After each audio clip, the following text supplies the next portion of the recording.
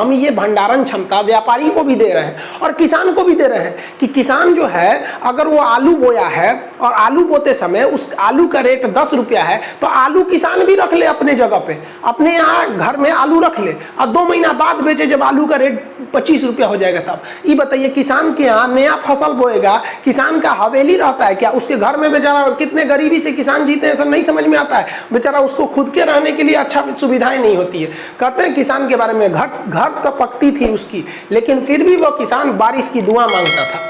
अजब हाल है भाई।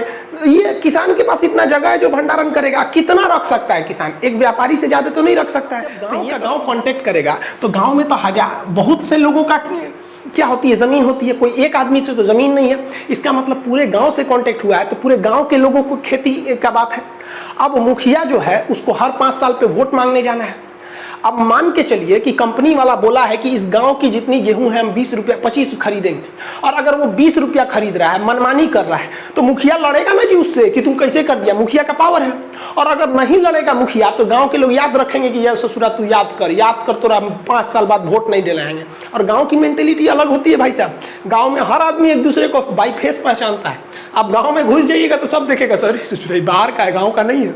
शहर में कौन आया मर गया चला गया पता ही नहीं चलता। गाँव में इंसानियत रहती है और शहर में इंसान रहा करते हैं, दोनों में फर्क होता है। को खत्म कर देंगे तो फिर हमने जो गोदाम बनाया है वो सब कहाँ जाएगा? तो खैर इन लोग का अलग विवाद है। लेकिन किसानों की जो मेन समस्या है, किसानों को लग रहा है कि उनका एमएसपी छीन लिया जाएगा।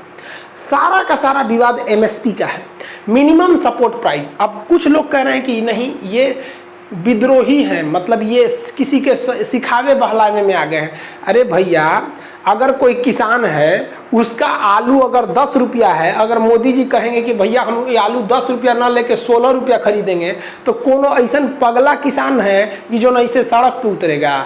आप खुद सोचिए ना भाई, कहीं ना कहीं तो झोल है कि नहीं है। वरना आप किसान हैं, आपको क्या जाता है कि हमारी फसल का अच्छा रेट मिले तो हम विरोध करने उतरेंगे, वो भी कोरोना के बीच में लाठी खाएंगे। जबकि पूरी देश की जीडीपी -23.9 गया है। ये किसान भाई ही हैं जिन्होंने देश को बचाया था इस कोरोना में, वरना हमारी जीडीपी -28% चली गई रहती, नाक कट गया रहता हम लोग का यहाँ पर। अब ये